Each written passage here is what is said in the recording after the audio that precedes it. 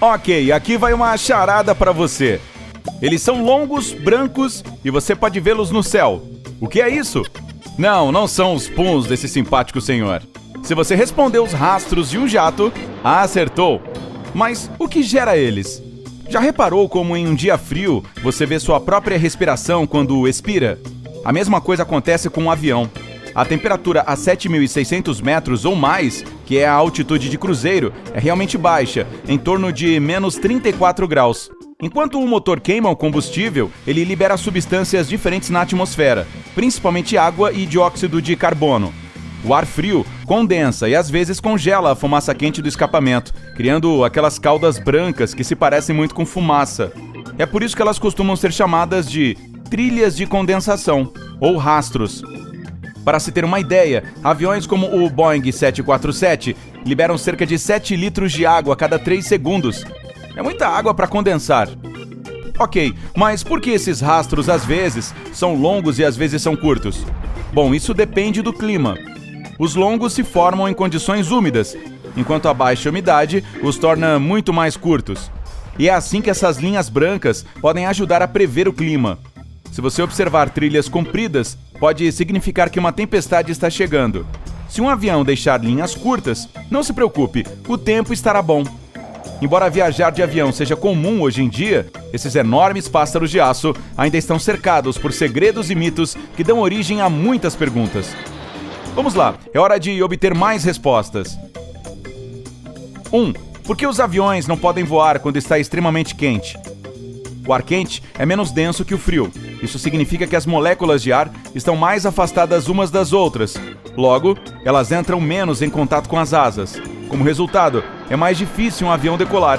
Para isso, ele precisa de uma velocidade mais alta, o que exigiria uma pista maior. Além disso, as aeronaves dependem de diferentes equipamentos e boa parte deles já é quente. É por isso que quando a temperatura é de 48 graus ou superior, o voo pode sair atrasado, pois a possibilidade de superaquecer os eletrônicos é perigosa. 2. Um avião pode voar com um motor? Sim, pode, especialmente se tiver um. Tudo bem, mesmo que graças às melhorias tecnológicas, as falhas de motor tenham se tornado bastante raras, elas ainda ocorrem algumas vezes devido a danos. No entanto, perder um deles durante um voo nem sequer é considerado um problema sério pelos pilotos. Isso ocorre principalmente porque os aviões que voam sobre os oceanos ou para rotas de longa distância possuem certificados especiais que indicam o tempo exato em que podem operar com segurança com um único motor. Por exemplo, o Boeing 787 pode voar cerca de 330 minutos dessa maneira. 3. As máscaras de oxigênio dos aviões têm apenas 15 minutos de ar? Sim, elas têm apenas essa autonomia, mas é o suficiente para uma emergência. Se a cabine estiver despressurizada em grandes altitudes, os passageiros não conseguirão respirar e usarão máscaras de oxigênio. Ao mesmo tempo, o piloto começará a descer imediatamente para abaixo de 3.000 metros de altitude, onde é possível respirar normalmente de novo. E essa descida não levará mais de 15 minutos. 4. O que são aquelas marcas em espiral brancas nos motores de avião? As espirais de diferentes tamanhos e formas são para a segurança dos membros da equipe de terra, que precisam usar proteção auditiva para que não ouçam o rugido dos motores de um avião. Mas quando eles veem as espirais girando, sabem que não é seguro se aproximar da área.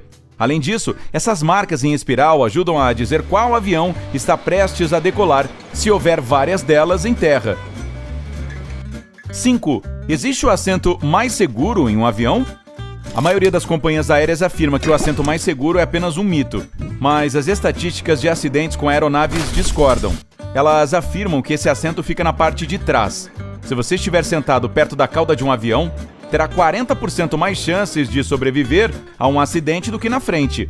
Se precisar de uma resposta mais específica, escolha uma cadeira do meio na seção traseira. 6. Por que existem triângulos pretos dentro da cabine de um avião? Estes adesivos pretos estão localizados em aproximadamente 4 janelas na cabine. Cada um deles está alinhado com a borda das asas. Se um comissário de bordo acredita que pode haver algo errado com as partes móveis das asas, ele sabe exatamente qual janela oferece a melhor visão para fazer a checagem. Além disso, você deve escolher um assento entre esses triângulos se tiver tendência a enjoar. O centro de gravidade do avião está nas asas, então ali poderá fazer uma viagem mais suave. 7. Por que as janelas dos aviões são redondas? Na verdade, no início da era dos aviões comerciais, elas eram quadradas. Mas depois de algum tempo, as companhias aéreas começaram a voar em altitudes mais altas, exigindo que a cabine fosse pressurizada. Contudo, a pressurização e a despressurização constantes faziam com que os cantos das janelas se deformassem e até mesmo quebrassem. As redondas podem suportar muito melhor a pressão da altitude de cruzeiro. Assim, as quadradas foram rapidamente substituídas. 8. Por que a comida do avião tem um gosto ruim? Além do fato de que, a bordo, você recebe apenas pratos descongelados que perderam grande parte de seu sabor, a culpa é da pressurização da cabine. Nela, o ar pode ser mais seco que em um deserto, literalmente. Isso deixa o seu paladar dormente. Além disso, muitas vezes o ar da cabine pode inchar suas cavidades nasais, tornando a comida ainda menos apetitosa.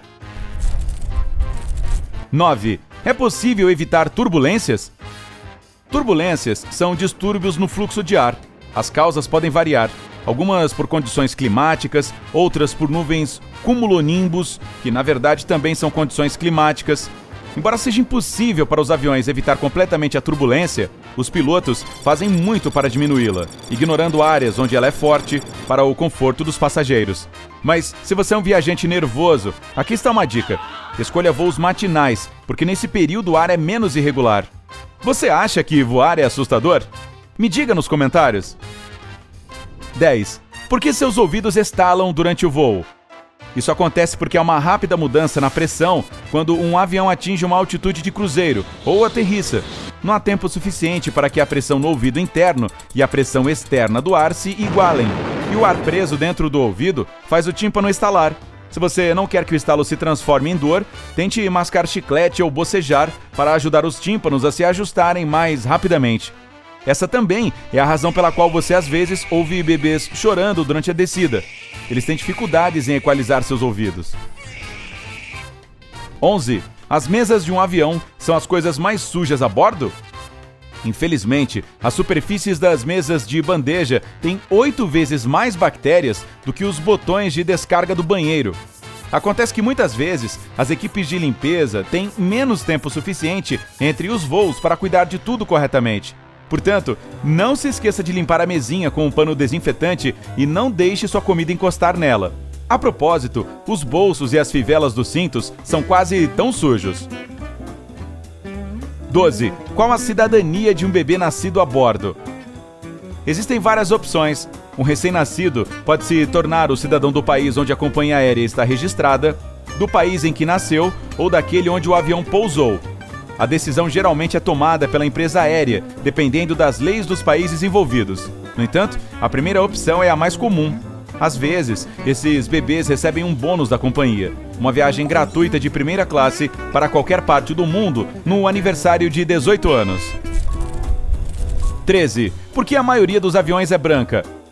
Primeiro, porque a tinta extra adicionaria cerca de 545 quilos ao peso da aeronave. E quanto mais pesada ela for, mais combustível queima. As companhias aéreas simplesmente não querem pagar o dinheiro extra. Além disso, a cor branca mantém um avião fresco, refletindo a luz do sol. E há motivos de segurança. É mais fácil detectar rachaduras, danos ou vazamentos de óleo em uma superfície branca. Além disso, em caso de acidente, a fuselagem branca poderá atrair a atenção dos socorristas mais rapidamente. 14. Por que não há paraquedas a bordo? Colocar e pular do avião corretamente não é uma tarefa fácil. Você provavelmente não seria capaz de fazer isso em uma situação de emergência. O treinamento para paraquedistas exige muitas horas, nas quais eles aprendem todos os detalhes sobre como lidar com um paraquedas e como pousar em segurança. Além disso, mesmo os paraquedistas mais experientes não saltam de uma altitude superior a 4.870 metros. Isso sem falar que adicionar só os paraquedas, sem considerar capacetes de oxigênio suplementar para todos os passageiros, significaria deixar o avião 3.600 quilos mais pesado. Ei, há muito tempo eu costumava levar meu paraquedas esportivo no avião comercial, porque eu não queria despachá-lo como bagagem. Ainda me lembro dos olhares dos outros passageiros em minha direção. Era mesmo divertido. Ei, se aprendeu algo novo hoje, curta esse vídeo e o compartilhe com um amigo. E aqui estão alguns outros vídeos legais que eu acho que você vai aproveitar. Basta clicar no da esquerda ou no da direita e permanecer no lado incrível da vida.